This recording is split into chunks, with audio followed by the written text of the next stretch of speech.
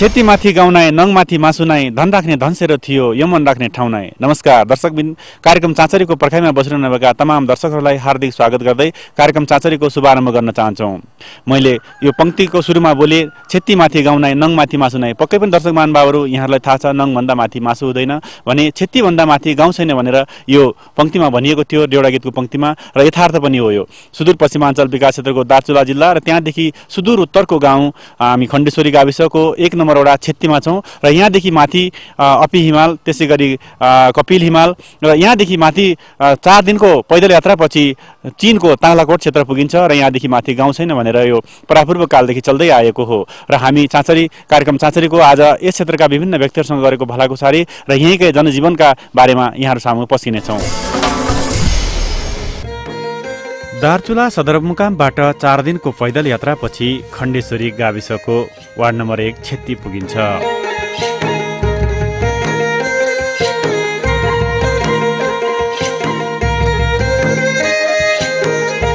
यो ठाउँ प्राकृतिक, धार्मिक एवं पर्यटकीय दृष्टिकोणले निकै नै रमणीय छ।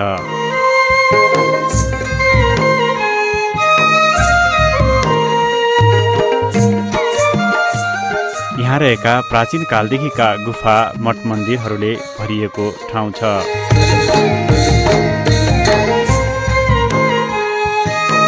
यहाँका प्रसिद्ध धार्मिक स्थलहरूमा रूपसेधारा, मार्खण्डे गुफा, सिद्ध गुफा, भादलगोप्टे, लसुन पिसेको ढुङ्गा, सुरमा देवीको मन्दिर, प्राचीन कालमा सिद्ध मायाले खाना पकाएको ठाउँ जसलाई ताउलो गोप्टे भनिन्छ। यहाँ यस्ता विभिन्न प्रकारका प्रसिद्ध धार्मिक एवं पर्यटन स्थलहरू बहुसंख्यक मात्रामा रहेका छन्।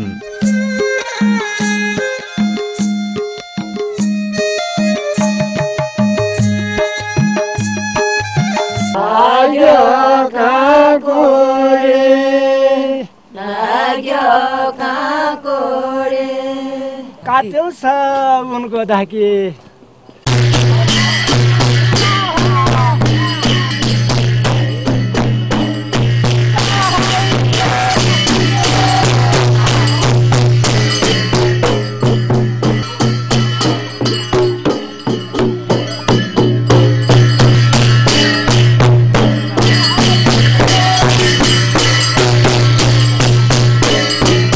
न गाउँ विकासले, न जिल्लाले, न राज्य कुनैले पनि हेरेका छैन। नेता हामी कराएको छौँ, आफ्नो भन्ने कर्तव्य हामीले अशिक्षित भए पनि आफ्नो सोच अनुसार हामीले भनेकै छौँ। केही छैन, रोटा पनि पाइनु नै, जौको रोटा आलो केही पाइनु नै भने।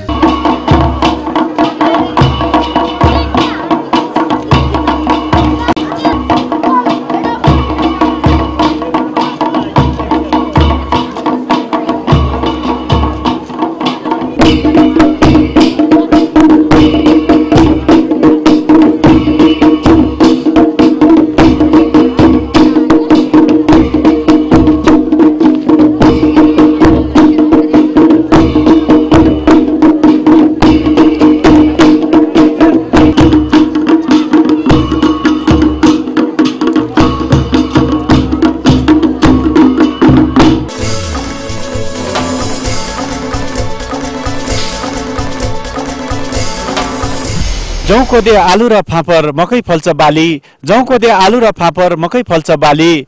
हेर्नुहोस् दर्शकबिन, यहाँ देख्नु सक्नुहुन्छ यो बाली खेती हुने ठाउँमा यसरी हिउँ जमिरहेको छ र यहाँ के बाली फल्न सक्छ यो तपाईँहरूले देख्न सक्नुभयो। र यहाँहरूलाई हाम्रो कार्यक्रम कस्तो लाग्छ, यो कार्यक्रमप्रति आफ्नो अमूल्य सल्लाह सुझाव पठाउन नबिर्सनुहोला, जसका लागि हाम्रो इमेल ठेगाना रहेको छ chanchari@himalaytv.com, chanchari@himalaytv.com। हस्त आगामी साता यस्तै मध्य र सुदूरपश्चिमका विभिन्न विकट ठाउँहरूका कथा व्यथाहरू लिएर यहाँहरू सामु उपस्थित हुने नै छौँ। तबसम्मका लागि क्यामेरा सहकर्मी वाइपी घिमिरेका साथ कार्यक्रम सञ्चालक शङ्कर सिंह विष्ट लगायत सम्पूर्ण चाँचरीलाई बिदा दिया। जहाँ गए सम्झना आउँछ आफू जन्मिया गाउँको, जहाँ गए सम्झना आउँछ आफू जन्मिया गाउँको, संस्कृति संरक्षण गरौँ आफ्ना आफ्ना ठाउँको। नमस्ते।